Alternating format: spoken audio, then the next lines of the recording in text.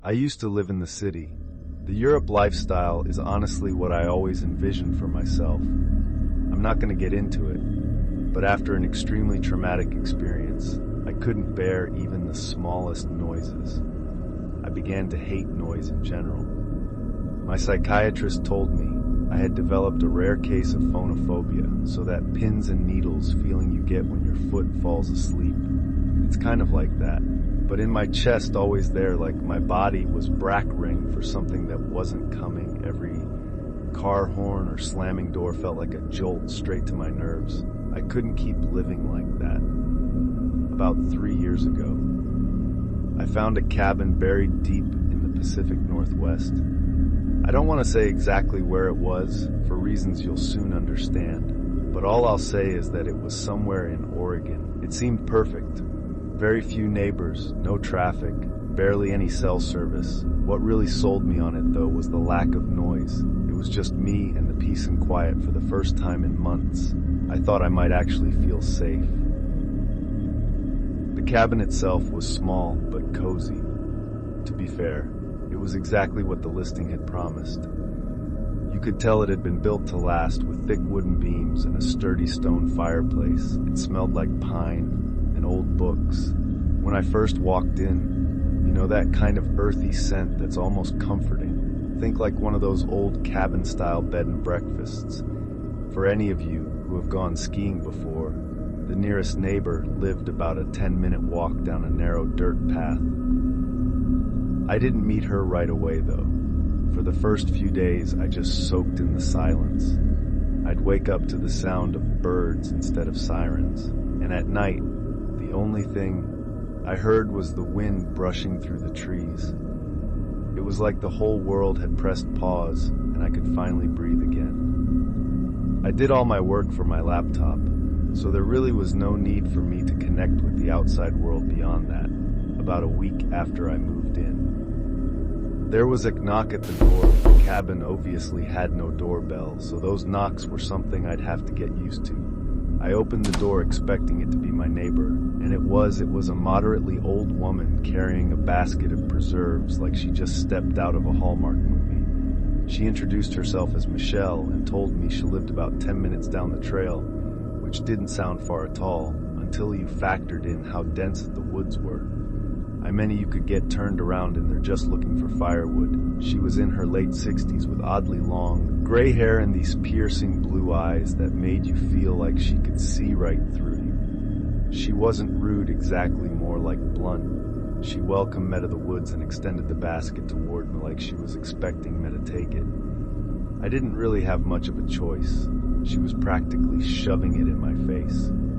I know it sounds hospitable, but her vibe seemed a little off, if that makes any sense. I grabbed it impulsively, but I admit I had never been treated that way by a neighbor before. It wasn't anything crazy, but it wasn't something I was used to. I thanked her as I took the basket, and she looked at me like she was expecting me to say something else. I honestly didn't know what else to say, so I just smiled. She kept staring at me awkwardly, which confirmed my suspicion that this woman didn't interact with a lot of people. Eventually, she spoke. She said these were her exact words, which I'll never forget. Always keep your lanterns full, your windows shut tight, and your wits sharper than your axe. It wasn't something a normal person would say to someone else. It was like she was reciting from a rule book. It honestly sounded more like a warning than advice. I nodded, smiled, and turned to go back inside after shutting the door. I stood there in silence, waiting to hear her footsteps walk away. She didn't walk away for a good 45 seconds, which was probably the strangest part about the whole interaction, despite the weird vibe. I did appreciate her kindness. She seemed reclusive, but not unfriendly. The kind of person who'd help you if you asked, but wouldn't go out of her way to pry. I told myself it was nice to know someone was close by, even if I didn't plan on needing her. I didn't even bother looking in the basket. I just set it down in the living room and forgot about it. There was a thunderstorm that night, which is extremely rare for Oregon. but it does happen. I lit a few candles and curled up on the couch with a book, trying to ignore the fact that the power was flickering every few minutes. Some of you might find that kind of isolation scary, but I actually loved it. For some reason, my brain wasn't freaked out by the natural sounds of the thunderstorm. It was actually that specific storm which gave me that realization. I listened intently to everything outside, and it was soothing. But of course, that peaceful feeling didn't last a few hours after the storm started. There was a knock at the door that nearly made me jump out of my skin. I say knock, but it was really more of a banging. It was loud and definitely not natural. Like whoever it was didn't care that it was pouring outside. My heart started pounding and I began to feel that god-awful tingly sensation in my chest. After hesitating for a few seconds, I grabbed the flashlight and got up to check who it was. I looked through the little glass window pane next to the door. It was Michelle, soaked to the bone and clutching a flashlight. I opened the door and she spoke before I even had a chance to greet her. She blurted out that she saw someone near my woodpile and that I should know about it. I was beyond confused, but her words were incredibly concerning, and that took precedence. I stepped out onto the porch, shining my flashlight into the rain, but I couldn't see anything but trees. I asked her if she was sure, and she nodded. Her eyes kept darting to the woods like she was expecting someone to emerge from it any second. The whole thing was pretty freaky. I kept looking around, but there wasn't much I could make out between the darkness and the chaos of the storm. Before I could say anything else, she told me to be careful and began walking away without waiting for a response. I watched her head back down the path toward her cabin, clearly unfazed by the pouring rain. I stood there until the glow of the flashlight disappeared out of sight, and then I went back inside the literal second I shut the door. I realized her story was riddled with holes. How could she have seen someone near my woodpile if her house was 10 minutes away? She must have been on my property to begin with. Why the hell would she be snooping around my cabin during a thunderstorm? Was shellying? It didn't sit right with me. But marching over to her house in the middle of a thunderstorm was the last thing I was going to do. Till I had to do something, I locked up the cabin as securely as I could and sat in my room listening. The storm started to die down after a while, but it still felt pretty uneasy. A few more hours passed without incidents, so I decided that it was probably safe to go to sleep. I can't remember exactly what time it was, but sometime after midnight, I woke up to the sound of a branch snapping just outside my bedroom window. I'm a really light sleeper, so I was 100% POS positive. It was a branch snapping and not something else. I froze in place for a few tense seconds. Listening, eventually I crept to the window, half hoping I wouldn't see anything at first. I didn't, but then I spotted her, Michelle. She was standing at the edge of the woods, her body angled away from my house. I could tell it was her because her hair was so long and disheveled. I strained to make out more, but being as there was only moonlight to help me, it was now as I were beginning to turn around, so I ducked beneath the window before she could catch me looking at her. I stayed crouched there for what felt like forever, and I finally mustered the courage to peek again. She was gone. I genuinely didn't know what to do. I hadn't exactly pegged her as dangerous, just weird. But at that point, I was having second thoughts. It didn't make sense. Why would she try and warn me earlier if she was the one poking around? I didn't sleep for hours. I was pretty dead set on just staying up until sunrise. A few hours passed, and I was starting to get tired as I finally began letting my guard down. There was a knock at the door. It wasn't like the banging from earlier. It was actually kind of quiet. Still, I wasn't going to get up under any circumstances. The pins and needles started up again as I quietly made my way over to the door.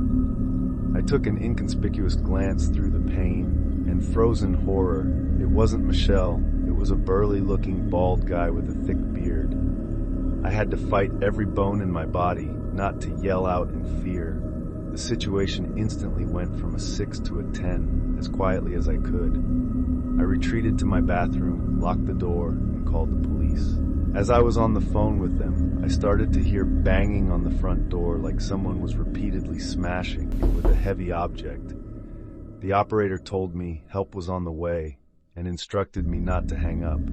I sat there more terrified than I'd ever been in my entire life. Eventually, the front door gave way and I heard it crash open. I genuinely thought I was going to die. That man, whoever he was, started smashing things in my cabin. At least that's what it sounded like.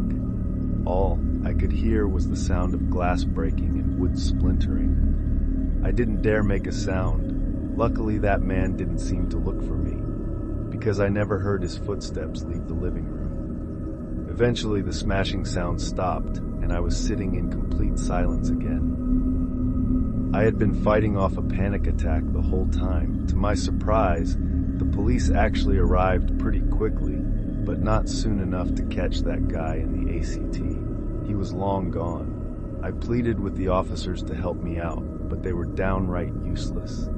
They did a pathetic search of the surrounding property, but that was it. They wouldn't even agree to search the woods, saying that it was too dense and they were unlikely to find him there anyway.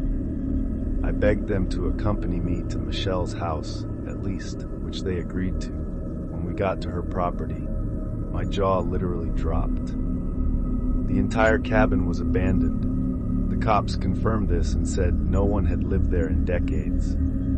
I told them they had to search it for squatters, but they told me there was no reason for them to do that. They tried to tell me that there was no clear signs of habitation, so it would be a waste of time.